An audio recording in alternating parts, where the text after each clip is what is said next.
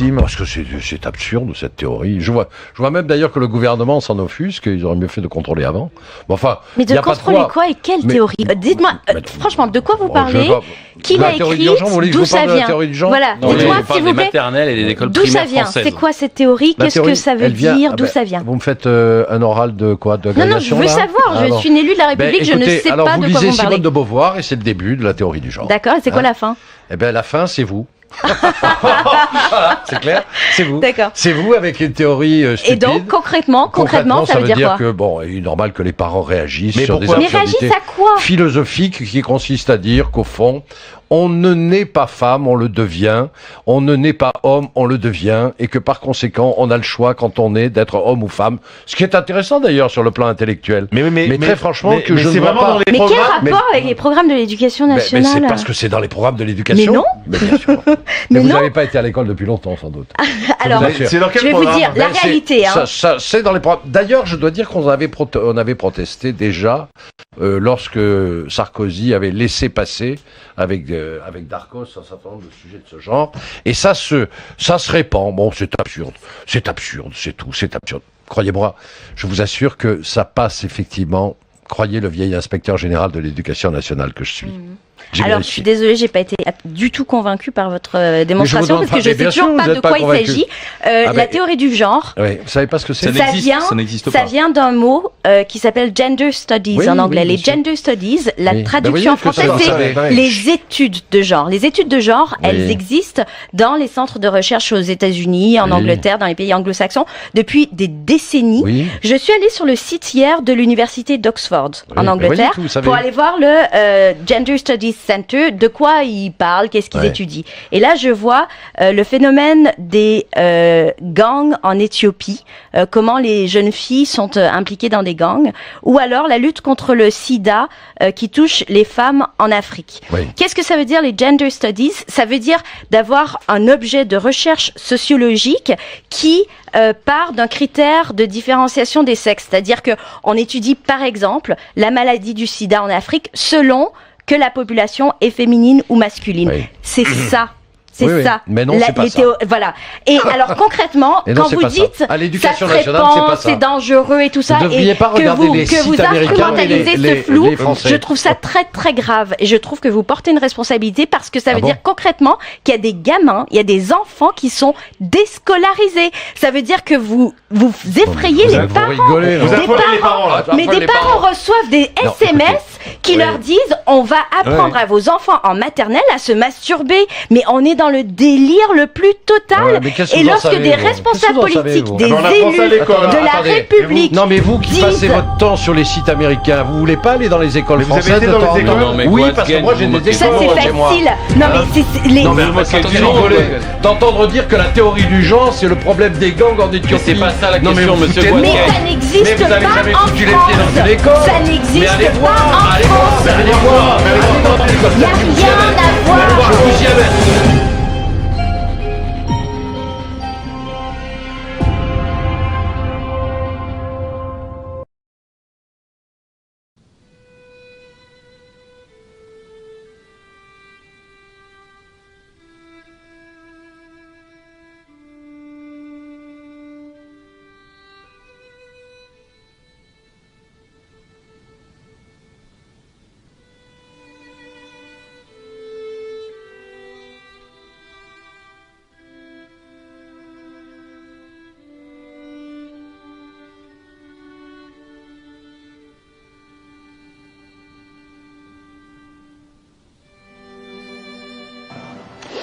L'éducation est le dossier de cette édition. Faut-il améliorer l'égalité entre filles et garçons? Faut-il lutter contre les stéréotypes dès l'école primaire?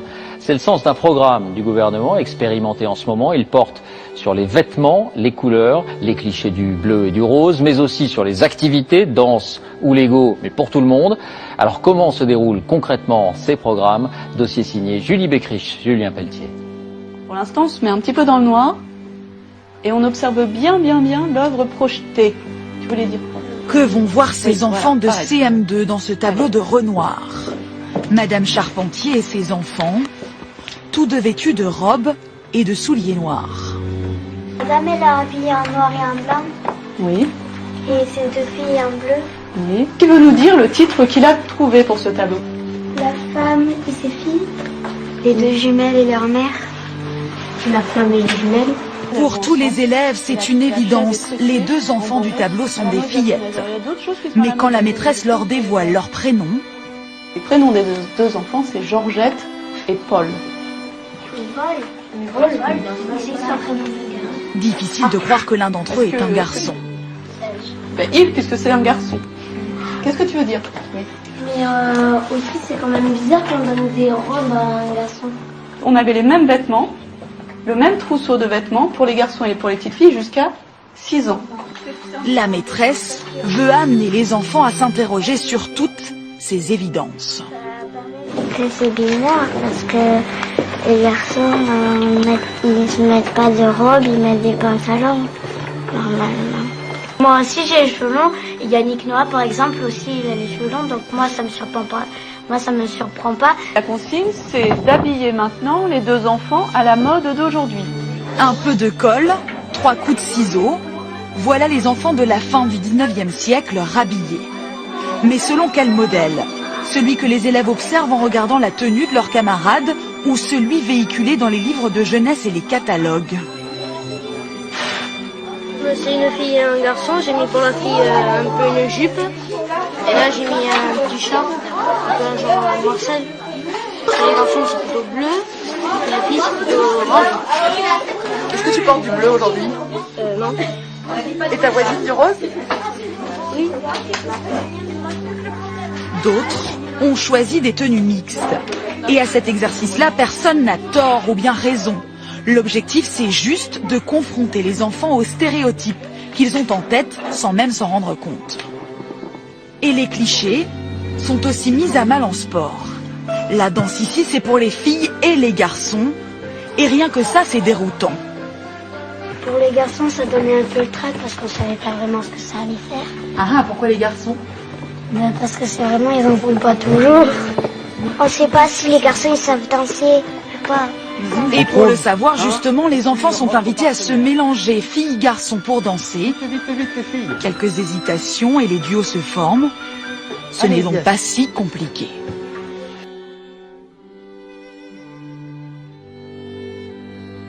Il y a un nouveau scandale autour des idéologies LGBT dispensées à l'école fait parler de lui. À l'école primaire Marcel Lafittan à Versailles, les jeunes enfants de CM1 seulement âgés de 9 ans ont eu droit à un cours de poésie un peu particulier. David Dumortier a en effet partagé avec la classe son ouvrage « Mehdi met du rouge à lèvres ». On peut y lire notamment un petit garçon s'habille en fille, quand on le surprend, il rougit. En plus, il a des manières de fille, elles sortent toutes seules. L'auteur est présenté comme dans son ouvrage travesti. Jusqu'à présent, le trouble de l'identité de genre concernait surtout des adultes. Serge Effez, psychiatre, reçoit régulièrement des personnes qui se disent transsexuelles. Mais depuis quelques années, cette souffrance qui remonte à l'enfance s'exprime de plus en plus tôt. Serge Effez reçoit aussi de très jeunes patients.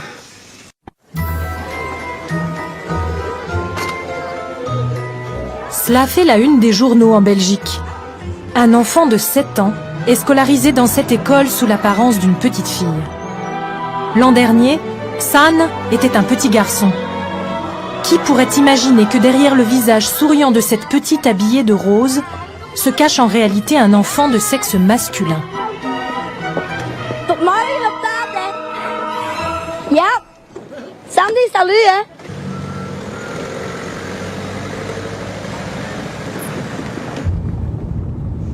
On va où? Faire les magasins. Ouais. Tu vas bien? Personne ne s'est moqué de toi à l'école aujourd'hui? Non? Personne? San était pourtant un petit garçon comme les autres. On a très vite remarqué que San avait une manière de marcher particulière. Elle voulait se mettre du vernis à ongles, elle réclamait du maquillage. San a toujours préféré les poupées aux voitures. Ce qu'Eddie et Nicole, les parents de San, ont pris d'abord pour un jeu d'enfant, est un trouble profond de l'identité de genre. Maman, qu'est-ce qu'on va acheter? Je sais pas, une belle jupe peut-être. On va essayer une belle jupe. Un gosse, ça doit faire ses expériences. Pour évoluer, il a besoin de ça. Mais à un moment donné, ça allait trop loin. Il s'agissait pas simplement de faire son expérience, ça allait trop loin. Ah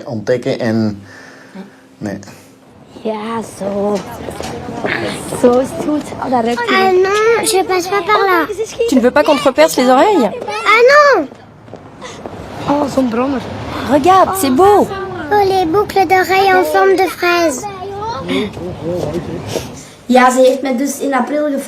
En avril 2012, en rentrant de l'école, San m'a demandé « Maman, si je suis une fille, tu m'aimeras encore ?» Je lui ai répondu que oui, bien sûr. Mais ce n'est pas la question, tu es un garçon. Et San n'a pas insisté. Et le soir, ici, dans le salon, elle m'a demandé « Maman, si j'ai pas de pénis, comment ce sera? C'est possible de l'enlever ?» Après, j'ai dit à mon mari qu'il y avait quelque chose d'anormal et qu'il fallait se faire aider. Walt Heyer is a man's man and a deep skeptic, particularly when it comes to transgender surgery. Most of the people suffering from gender issues are suffering from psychological disorders that need treatment and not surgery. So, you know, my life is just a testimony to the fact that you can't change somebody's gender with surgery.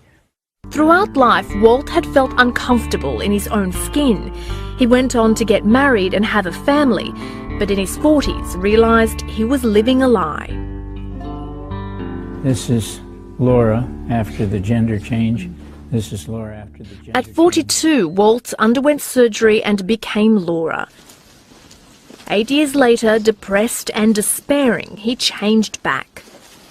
In the process, he lost his wife, became estranged from his children, and was left with the results of an operation that was irreversible.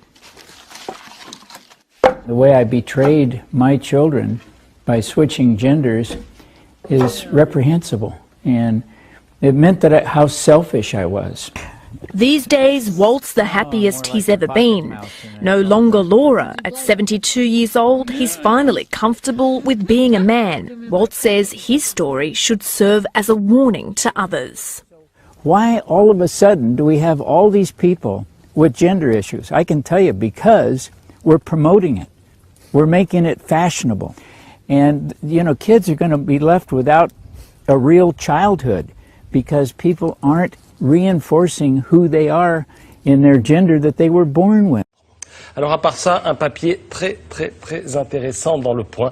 Ça concerne quelque chose dont vous avez sans doute entendu parler à la faveur du débat sur le mariage pour tous. Il s'agit de la théorie du genre. Voici l'inventeur du concept.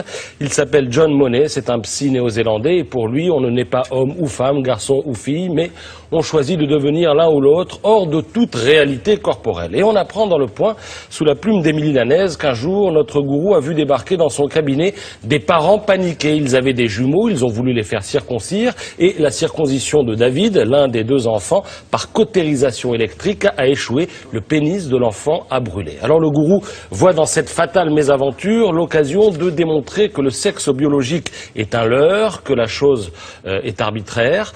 Il conseille donc aux parents d'élever David comme une fille. On lui met des robes, on lui offre des poupées, on lui donne un traitement hormonal et c'est ainsi que David devient Brenda, sœur jumelle de Brian. Alors la suite, eh bien, elle est terrible. À l'adolescence, Brenda sent sa voix devenir grave. Elle est attirée par les filles. Elle se sent garçon engoncé dans un corps de fille. Les parents avouent tout aux jumeaux. Brenda se fait opérer pour redevenir David. Il finit par se marier, mais ça ne va pas du tout et l'histoire se termine tout simplement par le suicide des jumeaux. Voilà, tragique, oui, les deux jumeaux.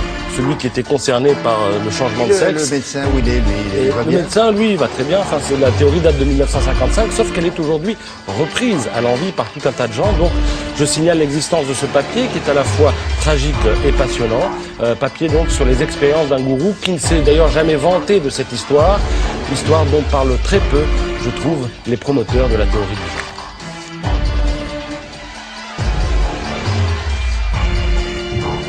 Le ministère de l'Éducation nationale les envoie sur la ligne Azur. C'est un site internet. Qu'est-ce qui est écrit?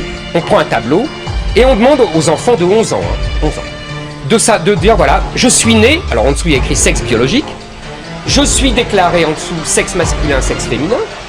Je me sens identité de genre, Nicolas, mais ça n'existe pas. Homme, femme, trans, des choses intéressantes, tellement frontal.